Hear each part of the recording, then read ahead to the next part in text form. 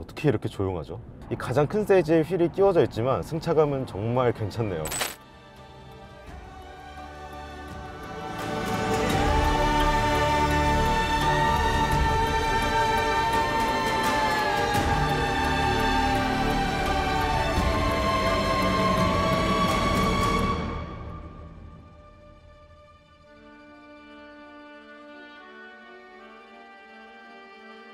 G80의 매트릭스 기능은 돈값은 충분히 하는 것 같습니다.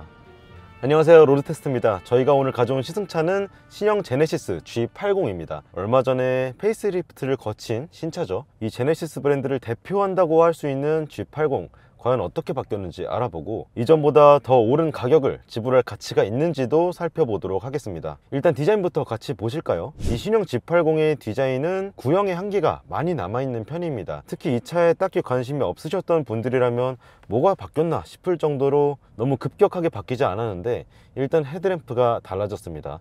이전에 G90 그리고 GV80에서 먼저 선보였던 MLA라는 헤드램프 형식이 들어가서 이 두 줄로 쭉쭉 이어지는 제네시스의 정체성을 그대로 가져가지만 조금 더 디테일이 좋아지고 기능적으로도 더 업그레이드 됐다고 보시면 되겠습니다. 그리고 라디에이터 그릴의 기본 패턴도 조금 변화가 생겼는데, 여전히 마른 목골로 가득 차있는 크레스트 그릴인 건 똑같지만 이제는 한 겹이 아니라 두 겹으로 바뀌었습니다. 이중 메쉬 구조로 바뀌면서 조금 더 고급스러운 이미지를 만들려고 노력을 했어요. 근데 사실 저는 기존의 그릴 패턴이 조금 더 균형이 맞다고 생각했는데, 이번엔 이 격자무늬가 두 줄을 중심으로 새겨지게 되면서 앞쪽이 조금 무거워 보인다는 인상이 들긴 해요. 그리고 범퍼 디자인도 바뀌었죠. 기존 범퍼는 조금 더 정갈한 느낌이었다면 이번 범퍼는 스포츠 패키지를 적용하지 않더라도 이 범퍼 양 끝단이 조금 더 과격해 보이는 디자인을 갖고 있습니다. 그리고 시선을 살짝 돌려서 옆모습을 보시면 이 차에는 지금 20인치 스퍼터링 휠이 기본으로 적용이 되어 있는데, 휠 디자인, 휠 라인업이 조금 바뀌었습니다. 18인치부터 20인치까지 준비가 되어 있고요. 20인치 휠 같은 경우에는 하나는 이 일반 G80 전용, 그리고 나머지 하나는 스포츠 패키지 전용 사양입니다. 그 외에 옆모습에서는 또 바뀐 게 없고, 이제 뒷모습을 보면 새로운 걸 발견할 수 있습니다. 뒷 범퍼 위주로 바뀌었는데, 구형 같은 경우는 이 머플러가 실제로 들어 있었습니다. 이 라디에이터 그릴의 모양을 따서 아래쪽을 살짝 꺾어 놓은 그 머플러 속에 진짜 배기구가 들어 있었는데, 이제는 가짜입니다. 네, 장식만 남아 있고 실제 머플러는 범퍼 아래쪽으로 숨겨져 있어요. 반면에 스포츠 패키지를 적용하면 다시 진짜 머플러가 들어갑니다. 외관 설명은 여기까지 드리고, 이 신형 G80은 익스테리어보다 인테리어가 더 많이 바뀌었습니다. 지금 딱 보시면 아주 커다란 무언가가 보이시죠? 이 대시보드 위에 무려 27인치나 되는 일체형 디스플레이가 들어갔습니다. 이전 G80 같은 경우는 디자인 컨셉트가 여백에 미었습니다. 그래서 특히 대시보드 위쪽이 공간적인 여백이 아주 많았어요. 중앙 모니터가 나름 좌우로 긴 게 들어가긴 했지만 좀 거리가 멀었죠. 네, 디자인적으로는 진짜 괜찮았는데 모니터가 이 운전자로부터 너무 멀다 보니까 실제로 쓰기에는 조금 부담스러운 면이 있었습니다. 또 다른 특징으로는 이 계기판에 3D 클러스터가 들어갔었죠. 운전자 눈을 인식해서 3D 효과를 내주는 그런 독특한 디스플레이가 들어갔었는데, 이제 그런 것들은 다 정리를 하고 요즘 현대 또 기아에서 많이 쓰는, 또 제네시스에도 신형 모델에 많이 들어가고 있는 일체형 디스플레이가 적용이 됐습니다. 저희가 얼마 전에 시승한 GV80도 이 차와 같은 디스플레이를 쓰는데 고면이 전혀 없는 일자 디스플레이를 쓰고 있어서 조금은 멀게 느껴집니다. 투싼 같은 차만 타도 한 요쯤 팔을 뻗으면 얼추 다 터치가 됐거든요. 얘는 조금 더 이렇게 몸을 숙여야 이 화면 끝까지 손이 닿는 그런 특징이 있습니다. 모니터도 바뀌었고, 또 이 센터 콘솔 이쪽도 많이 바뀌었죠. 기존에는 이 중간과 아래쪽이 완전히 분리가 되어 있었습니다. 그래서 그 안쪽으로 스마트폰 무선 충전 패드를 놓고 수납 공간을 마련을 했었는데, 이제는 이 중간과 아래쪽이 부드럽게 이어지는 조금 더 가구의 느낌이 나는 그런 이미지로 바뀌었어요. GV80도 먼저 이런 식으로 바뀌었죠. 차이가 있다면 GV80은 이쪽 공간이 더 큼직해서 그런지 이 공조장치와 컨트롤러 사이에다가 별도의 수납 공간을 만들었거든요. 그런데 G80 같은 경우는 이 부분이 매끈하게 그냥 떨어지고 바로 이 컨트롤러와 변속 레버가 자리를 했습니다. 그리고 오른쪽에 컵홀더 두 개가 이렇게 들어가 있고요. 스마트폰 무선 충전 패드는 보시는 것처럼 조금 더 아래로 내려왔습니다. 또 여기에 이제 새로 UVC 살균 기능이 들어갔는데, 이 기능은 이 센터 콘솔 수납함 안쪽에도 들어있거든요. 그래서 여기에는 스마트폰만 살균을 해주고, 또 나머지 물건은 이 안쪽에서 살균을 할 수 있도록 옵션이 잘 마련이 되어 있습니다. 자, 그리고 이 차의 옵션은 아직 끝나지 않았습니다. 저희가 타고 있는 시승차가 차값만 거의 8천만 원대 후반에 가까운 완전 풀옵션 모델입니다. 뒷좌석 편의를 위한 옵션도 많이 추가가 되어 있습니다. 일단 2열 시트가 전동식으로 각도 조절이 됩니다. 저 중앙에 있는 암레스트를 열면 기본 옵션으로 구성되어 있는 센터 컨트롤러가 나오는데, 거기에 이 시트를 제어하는 버튼이 있거든요. 2열 시트가 기본 등받이 각도도 참 괜찮은데, 이 각도 조절 버튼을 눌러서 눕히면 이 바닥 쿠션은 앞으로 밀리고 또 등받이는 뒤로 더 누우면서 훨씬 더 편한 자세가 나옵니다. 대신에 그렇게 완전히 눕혔을 땐 무릎 공간이 조금 많지는 않아요. 기본적으로 G80이 무릎 공간이 아주 넉넉한 차는 아닙니다. 이 현대 그랜저와 차체 크기는 비슷하지만 아무래도 후륜구동 베이스의 모델이다 보니까 2열 공간이 아주 넉넉하진 않거든요. 그래도 장거리를 달릴 때 아주 편하게 이동할 수 있는 그런 각도가 나옵니다. 거기다가 헤드레스트 쿠션까지 추가가 되는데 저게 진짜 편해요. 실제로 머리를 대보면 이 푹신한 느낌 때문에 바로 그냥 자고 싶은 생각밖에 안 들어요. 그리고 2열 열선은 기본 사양이지만 통풍 시트까지 적용이 돼 있고요. 또 뒷자리 암레스트에 있는 커버를 열면 스마트폰을 충전할 수 있는 무선 패드가 하나가 더 있습니다. 또 수동식 창문 커튼이랑 전동식 뒷유리 커튼, 또 2열 전용 공조장치 컨트롤러까지, 얘네는 전부 기본 옵션입니다. 그러니까 딱히 2열 전용 편의사양 옵션을 추가로 선택하지 않아도 뒷자리에서도 웬만큼 편하게 이동할 수 있는 그런 환경이 나오더라고요. 또 시승차에는 2열 인포테인먼트 시스템도 지금 적용이 되어 있는데, 이게 무려 300만 원짜리 옵션입니다. 이 대형 모니터 2개가 1열 시트 등받이에 붙어있는 옵션이고, 이걸 컨트롤할 수 있는 리모컨까지 2열에 준비가 되어 있는데, 이 모니터는 지금 넷플릭스, 유튜브 이런 것도 다 연결이 되어 있기 때문에 계정을 여기다 연결을 하셔서 실제 이동 중에 여러가지 영상을 또 시청하실 수가 있습니다. 다음으로 파워트레인을 소개해 드리면, 이 시승차에는 최고 출력 380마력, 최대 토크 43.0kgm를 내는 V6 3.5L 가솔린 터보 엔진이 적용이 되어 있습니다. 거기다가 4륜 구동 옵션까지 들어가 있고요. 변속기는 8단 자동입니다. 이 파워트레인의 장점으로는, 와, 어떻게 이렇게 조용하죠? 지금 시속 90km 정도로 항속 주행을 하고 있는데, 이 엔진은 정숙성이 진짜 엄청나네요. 보통 V6 엔진에서 기대할 수 있는 게 여러 가지가 있죠. 그게 높은 출력이 될 수도 있고, 4기통 엔진 대비 훨씬 부드러운 엔진 회전 질감이 될 수도 있습니다. 그런데 일단 G80은 차의 성격인 만큼 이 정숙성 그리고 부드러움에 확실히 집중을 하고 있는 느낌이 있어요. 가속 페달을 어지간히 세게 밟아도 이 음색을 확 들었는다기보다는 아주 조용하면서도 빠르게 속도를 높이는 데 집중을 합니다. 거기다가 풍절음 차단 능력이나 또 하부 방음 성능까지 너무 좋으니까 이 잘 닦여진 도로, 콘크리트처럼 아주 거친 노면이라면 조금 많이 달라질 수도 있겠지만, 적어도 잘 닦여있는 요철이 없는 아스팔트 도로에서는 정숙성이 정말 뛰어납니다. 또 이 V6 엔진이 정차 중에 올라오는 진동도 아주 잘 억제를 했더라고요. 일부러 이 아이들링 스탑 시스템을 꺼두고 제가 신호등에 걸렸을 때 정차를 해봤는데, 이 운전대로 올라오는 진동이 정말 적습니다. 제가 시동이 꺼져 있는 게 아닌가 다시 한번 체크를 해봤을 정도로 이 운전대를 통해 올라오는 진동, 또 시트를 통해 올라오는 진동도 정말 억제를 잘했습니다. 연비 같은 경우는 복합 기준으로 1리터당 8.3km인데 저희가 지금 대략 25km를 주행을 했거든요.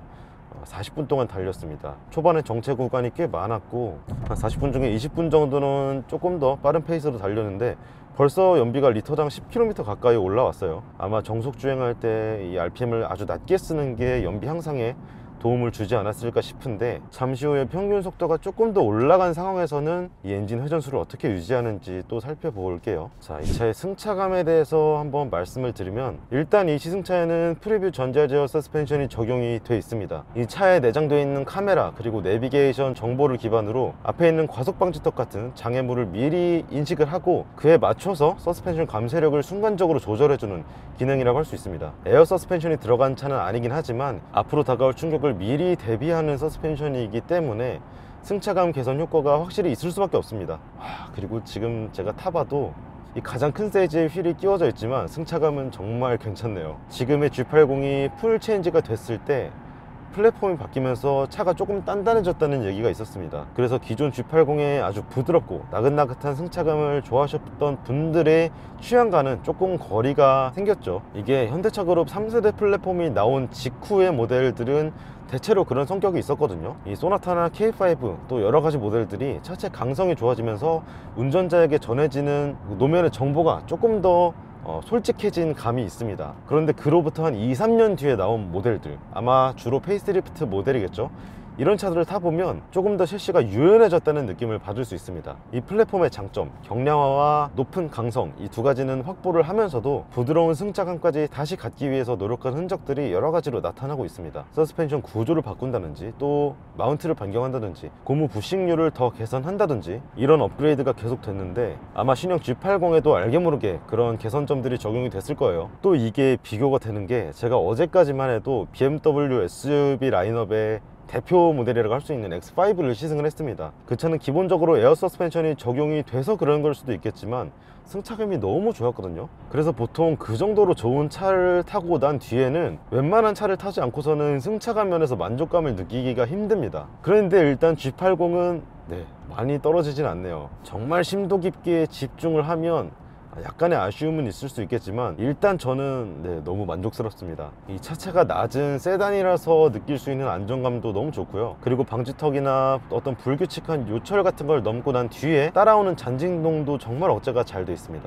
또 급격한 요철을 밟았을 때는 자세를 빠르게 추스르지만 아주 일반적인 잘 닦인 도로를 다닐 때는 넘실넘실대는 그런 아주 부드러운 승차감까지 만들어주면서 이 승차감 면에서는 딱히 아쉬울 게 없다, 감히 저는 이렇게 말씀을 드리겠습니다. 자, 마지막으로 이 차 가격 얘기를 해볼까요? 이 신형 G80의 기본 가격은 5,890만 원입니다. 2.5L 직렬 4기통 가솔린 터보 엔진의 후륜구동 조합으로 시작을 하게 되고요. 아마 G80 고민하시는 분들은 BMW 5 시리즈보다는 벤츠 E클래스 쪽을 더 구매 목록에 올리시지 않을까 싶어요. 이 신형 E클래스 여러 편의 장비 면에서 좋아지긴 했지만 가격이 꽤 비싸더라고요. 일단 가장 기본 트림인 이 200 아방가르드가 7,390만 원, 6기통 엔진을 가지고 있는 이 450 포매틱이 1억 2,300만 원입니다. 가격이 만만치가 않죠. 이 C클래스가 나올 때부터 앞으로 E클래스도 꽤 비싸지겠구나 라는 예상을 하고는 있었지만 정말로 이 11세대 E클래스의 가격이 만만치 않게 나왔습니다. 옵션 같은 경우도 꽤 복잡하게 분포가 되어 있는데, 일단 전자제어 서스펜션은 4기통 모델 4가지 중에 2가지 트림에 들어갑니다. 기본인 E200 가솔린 모델이랑 E300 포매틱 AMG 라인, 이 두 트림에 들어가거든요. 나머지는 일반 서스펜션이고 E450에만 에어 서스펜션이 들어가게 됩니다. 그리고 이번 E클래스가 자랑하고 있는 슈퍼스크린, 계기판을 제외한 이 모든 모니터가 일체형으로 되어 있는 대형 디스플레이죠. 이것도 특정 트림 이상에서만 기본 사양이고 나머지는 옵션으로 빠져 있습니다. 그런 추가 옵션 사양까지 고려를 해보면 저는 이 신형 G80의 가성비 여전히 괜찮은 것 같습니다. 오히려 벤츠 E클래스의 가격이 오르면서 더 가성비가 강조됐다고 느껴지는데, 지금 타고 있는 시승차는 8천만 원이 훨씬 넘는 아주 프리미엄 사양이긴 하지만 저는 이 가격대까지 가지 않고도 충분히 만족스럽게 살 수 있을 것 같거든요. 예를 들어서 2.5L 가솔린 터보에 사륜구동을 선택하지 않고요. 또 드라이빙 어시스턴트 패키지, 또 실내 인테리어를 조금 더 예쁘게 꾸며줄 적당한 옵션 하나, 그리고 뱅앤올로슨 스피커, 요거는 정말 추천합니다. 스피커가 음질이 진짜 괜찮습니다. 이런 것들 추가해서 제가 넣고 싶은 것만 견적을 내보면 대략 6,540만 원 정도가 나오더라고요. 그 정도만 돼도 이 신형 G80의 가치를 충분히 느끼실 수 있을 겁니다. 일단 기본 사양이 너무 괜찮거든요. 신형 헤드램프도 있지만 스마트 크루즈 컨트롤이나 또 초창기 G80에는 V6 사양에만 적용됐던 포피스톤 모노블럭 브레이크, 앞바퀴에 적용된 그 고성능 브레이크가 이제는 전 트림 기본 사양입니다. 그러니까 하드웨어 면에서나 소프트웨어 면에서나 아주 구성이 좋아졌기 때문에 저는 결론적으로 이번에 340만 원대에 더 추가된 기본 가격, 이건 합당한 가치가 있다고 생각이 됩니다. 이런 방지턱도 진짜 부드럽게 넘네요. 어제 X5로 똑같은 코스를 왔었는데 조금 차이는 있긴 합니다. 그렇지만 충분히 훌륭한 서스펜션이라고 말씀드릴 수 있겠습니다. 저희는 목적지에 일단 도착을 했는데 총 51km를 주행을 했고요. 평균 연비는 리터당 10.2km로 마무리가 됐습니다. 자, 지금 시간이 오후 5시 31분입니다. 저희가 아직 준비한 내용이 더 남아 있는데 어둑어둑한 시골길까지 온 이유 지금부터 이어서 소개해 드리도록 하겠습니다.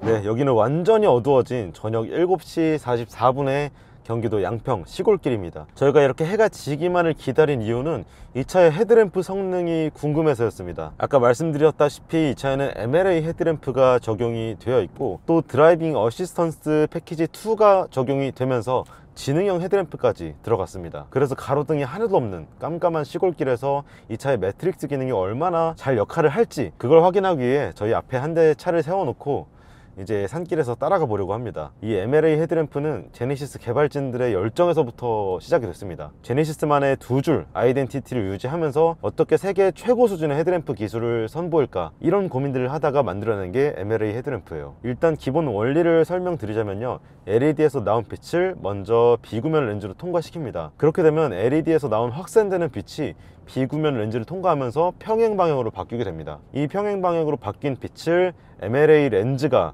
확산을 시켜주는데, 가로 세로 15mm 사이즈의 MLA 렌즈 안에 무려 256개의 가로 세로 1mm 규격의 아주 작은 렌즈가 박혀 있습니다. 이 렌즈도 한 겹이 아니에요. 거의 4가지 부품으로 이루어져 있어서 빛을 받는 렌즈, 그리고 그 빛에 불필요한 눈부심을 없애는 부품, 그리고 최종적으로 빛을 확산시켜주는 렌즈까지, 그렇게 아주 작은 부품들이 모여서 MLA 헤드램프 모듈 하나를 완성하게 됩니다. 지금 신형 G80 같은 경우에는 한쪽 헤드램프에 하향등 모듈이 9개, 그리고 상향등 모듈이 총 11개가 들어있습니다. 그러니까 총 20개의 MLA 모듈이 들어가 있는데, 이전 G80의 헤드램프를 보시면 총 4개의 덩어리가 보이실 거예요. 그 안에는 총 32개의 LED가 들어가 있었는데, LED 개수는 충분히 많긴 하지만 어쨌든 하나의 덩어리 안에 꽤 많은 LED가 모여있기 때문에 자유도는 조금 떨어졌을 거라고 생각해요. 그리고 무엇보다 MLA의 핵심은 소형화입니다. 지금은 가장 얇은 헤드램프라는 목적이 있었기 때문에 일자로 쭉 펴놨지만, 나중에 이 MLA 렌즈를 사각형이 아니라 다양한 형태로 변형시키면 디자인 자유도는 더 올리면서 아주 밝은 헤드램프 성능까지도 나타낼 수 있겠죠. 그럼 이제 성능을 한번 볼까요? 지금은 기본 하향등만 설정이 되어 있는 상태고요. 이제 이 왼쪽 방향지시등 레버를 앞으로 한번 밀면 오토 하이빔이 이렇게 작동을 하게 됩니다. 이 오토 하이빔은 작동 조건이 일단 있습니다. 가로등이 없어야 돼요. 이 도로가 충분히 밝으면 오토 하이빔을 켤 필요가 없다고 판단해서 방향지시등 레버를 밖으로 밀어도 작동을 하지 않습니다.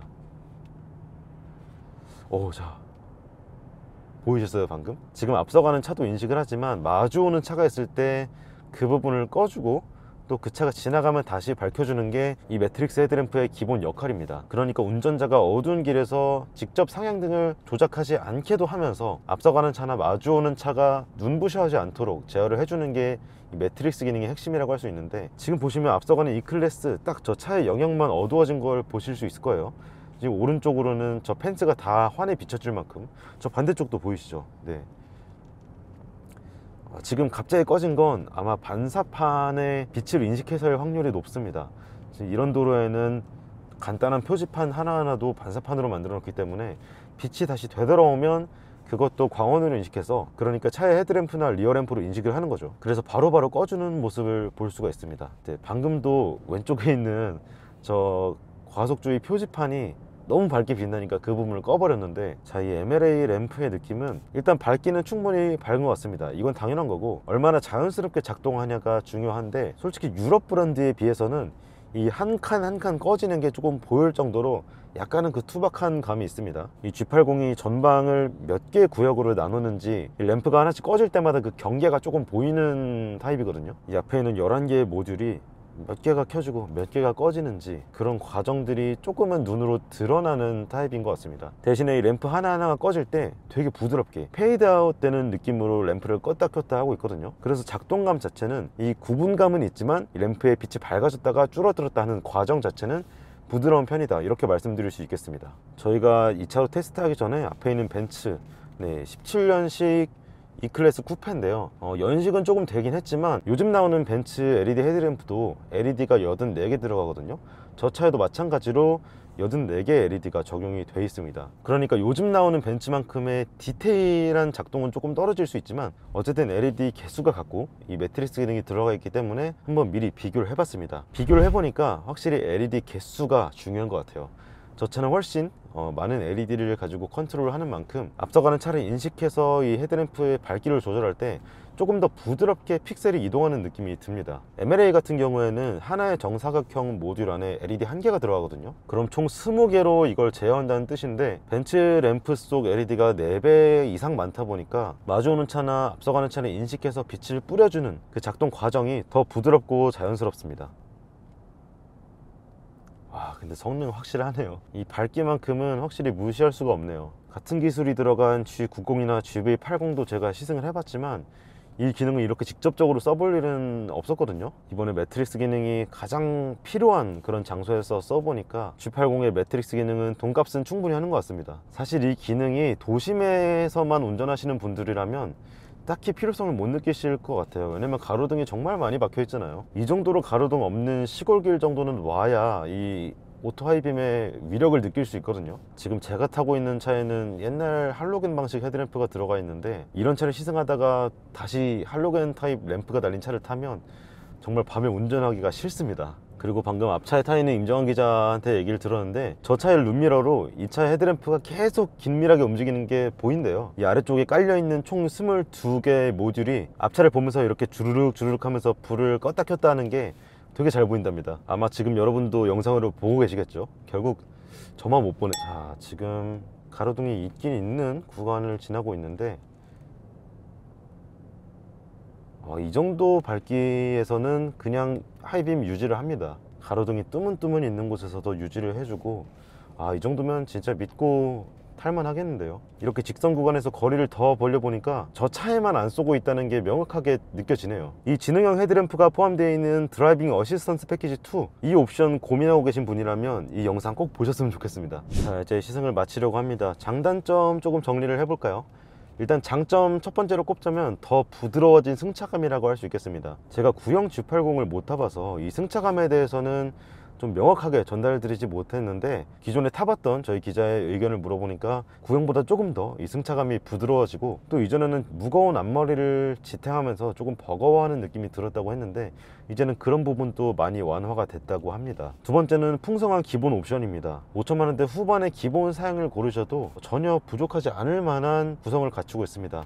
헤드램프도 그렇고, 또 스마트 크루즈 컨트롤, 또 27인치 모니터, 그리고 이 속에 담긴 여러 기능들. 그래서 4륜 구동이나 3.5 엔진 이런 것까지 욕심이 없으신 분들은 충분히 7천만 원 아래로도 풍성하게 옵션을 꾸려서 구매하실 수 있을 것 같아요. 자, 그 외의 단점, 이 장단점 개수를 제가 맞추고 싶은데, 제가 이 차를 탄 지 아직 6시간도 안 됐거든요. 이 짧은 시승에서는 이 G80 풀옵션 모델에 대한 단점, 아쉬운 점을 그렇게 많이 짚어내진 못하겠습니다. 또 승차감이나 정숙성도 진짜 마음에 들고, 또 계속 이 헤드램프 실험을 하려고 굽이기를 지금 거의 4번 왔다 갔다 하고 있는데, 이 스티어링 조작감도 나쁘지 않습니다. 날카롭고 선명한 수준의 조작감이 아니더라도 충분히 직관적이고, 언제든지 이런 산길에서 놀고 싶을 때 충분히 제 역할을 해내주는 조향 시스템인 것 같아요. 이렇게 신형 G80 야간 헤드램프 리뷰까지 전해드렸습니다. 이번 G80 또 여지없이 잘 팔릴 것 같습니다. 작년에 BMW 5 시리즈가 신형이 나왔고, 또 벤츠도 이제 11세대 E클래스를 국내에 출시했는데, 이번 2024년에 G80 E클래스 5 시리즈 이 세 차의 대결 구도가 또 어떻게 될지 궁금해집니다. 오늘 리뷰는 여기서 마치고요. 저희는 또 다른 영상으로 찾아오도록 하겠습니다. 감사합니다.